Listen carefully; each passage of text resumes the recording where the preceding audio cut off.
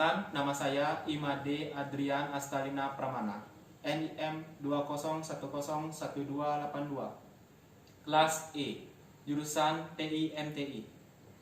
Pada kesempatan kali ini, saya akan mempraktikkan cara mendengarkan dengan baik dalam materi soft skill. Dan langsung saja kita mulai. Oke, sekarang saya bersama dengan kakak saya. Di sini saya akan menanyakan pendapat perkembangan teknologi dengan kakak saya. Dan langsung saja kita mulai. Oke, terima kasih. Perkenalkan, nama saya Putu Gede Jana Pramanto. Saya adalah kakaknya dia sendiri. Baik, saya akan menjelaskan sedikit tentang perkembangan teknologi saat ini semakin canggih yang ada di sekitar kita. Kehidupan di zaman sekarang bahwa diwarnai dengan adanya teknologi yang semakin berkembang ini sehingga manusia mencapai satu tingkatan yang disebut dengan istilah modern. Adanya internet dan berbagai kemudahan yang diberikan oleh internet ini merupakan salah satu contoh bukti nyata dari adanya teknologi yang semakin berkembang di sekitar kita. Teknologi sendiri sebenarnya digunakan manusia sebagai alat untuk memenuhi kebutuhannya. Jadi sebenarnya teknologi ini diciptakan dengan tujuan untuk semakin mempermudah seseorang dalam mendapatkan atau meraih tujuannya. Teknologi dikembangkan dengan melibatkan ilmu dan akal sehat sehingga dibutuhkan pengetahuan serta inovasi untuk menciptakan teknologi.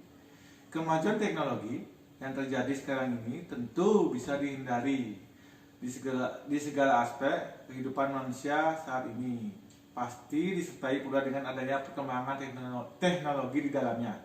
Namun, penggunaan teknologi ini sudah seharusnya dilakukan dengan tepat. Penggunaan dengan cara yang tepat akan membuat teknologi bisa difungsikan sesuai dengan harapan.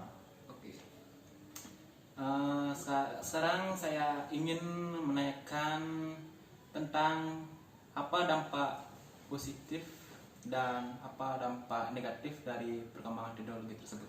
Oke, saya menjelaskan sedikit ya secara singkat saja. Ya. Dampak positif yang berkembang di perkembangan teknologi: satu, meningkatkan intensitas komunikasi; dua, sebagai media pertukaran data; tiga, memudahkan memperoleh informasi; empat, sarana bertransaksi dalam dunia bisnis.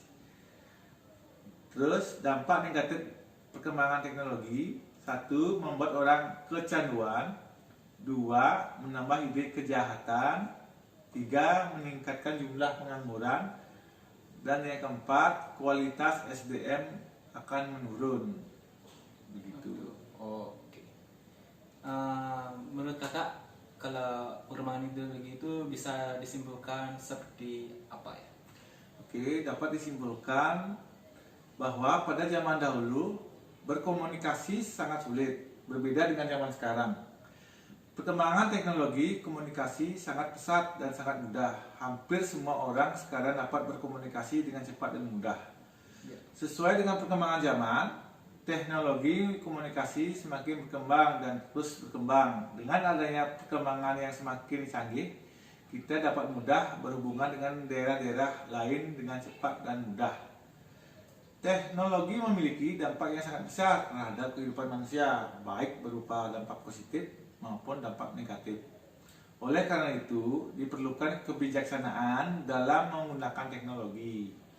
Adapun dampak perkembangan teknologi berbagai kehidupan ini memiliki pengaruh yang sangat besar, mencakup berbagai bidang kehidupan seperti bidang informasi dan komunikasi, ekonomi, industri, sosial, budaya, pendidikan, dan politik. Teknologi bisa membawa manusia ke jalan yang baik dengan segala kecanggihan yang dimiliki, membuat manusia mendapat kemudahan di segala bidang, dampak positif. Sedangkan yang kedua bisa membawa manusia ke dalam kesengsaraan yang disebabkan oleh penyalahgunaan kemajuan teknologi itu sendiri, dampak negatifnya. Oleh karena itu, kemajuan teknologi itu bisa berdampak positif dan dapat pula negatif, tergantung ke arah mana kita menjalankannya. Hal ini bisa terlihat dengan banyaknya jenis pekerjaan yang memerlukan kemampuan di bidang teknologi informasi di berbagai bidang. Juga jumlah SDM berkemampuan di bidang teknologi informasi masih sedikit jika dibandingkan dengan jumlah penduduk Indonesia. Oke. Sekarang saya ingin menanyakan bagaimana saran kakak untuk perkembangan teknologi saat ini itu seperti apa?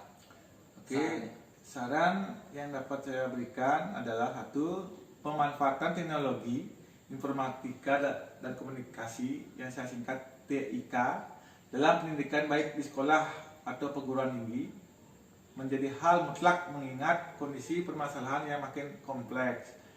Pendidik berbasis TIK hanya akan berhasil apabila dikelola dan ditangani dengan terencana, sistematis, dan terintegrasi.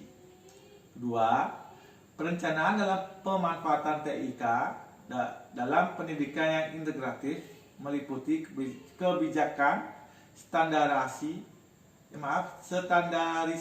mutu, infrastruktur jaringan dan konten, kesiapan dan kultur SDM. Pendidikan menjadi penting untuk ditata dan dikelola dengan efektif dan efisien.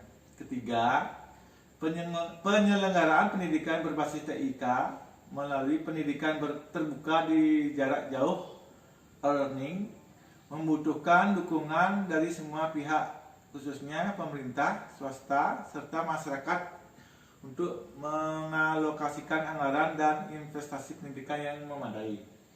Oke, terima kasih atas pendapat mengenai perkembangan teknologinya kakak. Oke, sama. Sekian dari video saya. Apabila ada perkataan yang salah, mohon maaf. Dan saya tutup dengan Parama Santi. Om Santi Santi Santi Om.